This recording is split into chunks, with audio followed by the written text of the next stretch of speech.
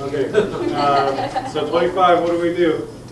Divide by 2. Okay, so we're going to take this over here and we're going to solve it for t by dividing both sides by 2. So that tells us that t equals x over 2. Then you put t in. Then we put t in for the t in here. So y equals, instead of writing 3t, I'm going to write 3 times x over 2 minus 1. Simplify that a little bit. And I'm done. Is that a function? Yes. Why? Because it passes the vertical line test. Because it passes the vertical line test. What kind of a function is it if you graph it? It's a linear function, yeah. Just a straight line with a slope of 3/2 and a y-intercept of -1. Okay? So I'll do one more of those and then you can figure out the rest of them on your own. 27? Sure. Okay, 27.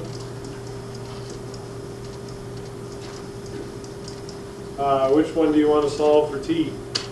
How about x equals t squared? How about x equals t squared? So if x equals t squared, what does t equal? Square root of x. Plus or minus the square root of x? Oh.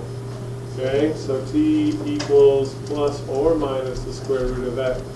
So now if I take that and plug that in here, I get y equals plus or minus the square root of x minus 2. Okay? Is that a function? Probably not. Why not? Yeah, because the plus or minus dealio. So if I graph the y equals plus the square root of x minus 2, that would look like the regular old square root function but moved down 2. If I graphed minus the square root of x minus 2, that would be the same thing but flipped upside down. So it's a sideways parabola, so it fails the vertical line test. Yeah. So you're number 29? No. Okay? So you can do 26 and 28 now on your own if you're a little confused about how to do those problems. Yep.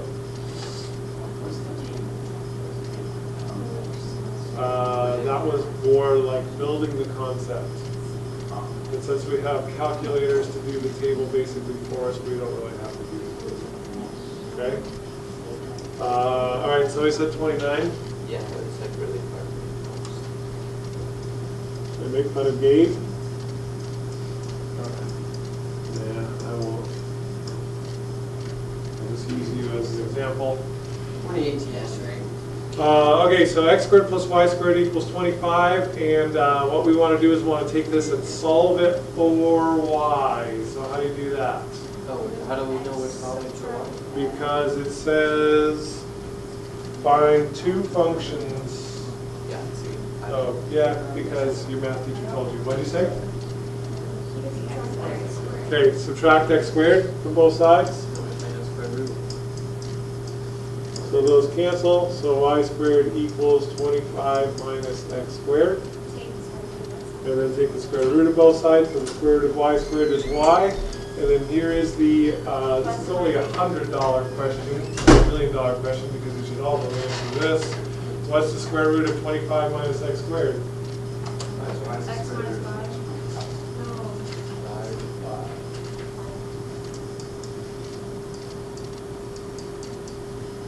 Can't individually square root things that are being added or subtracted to each other, because if I could, let me see if this would work. Is this true?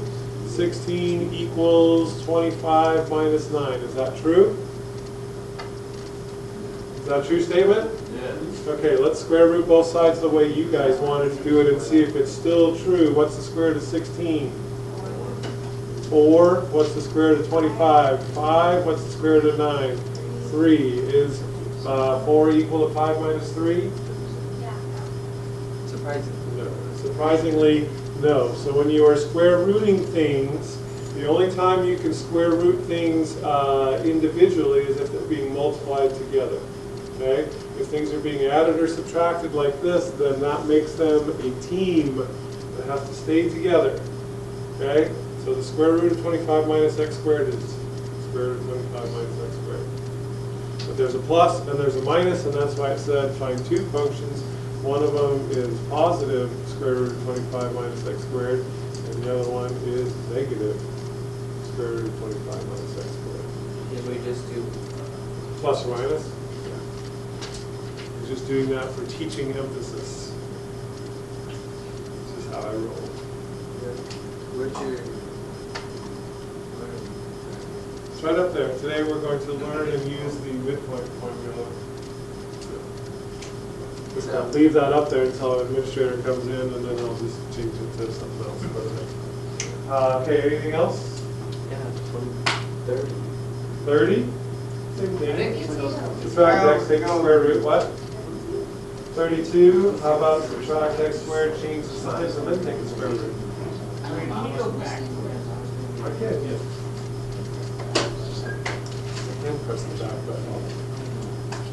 So,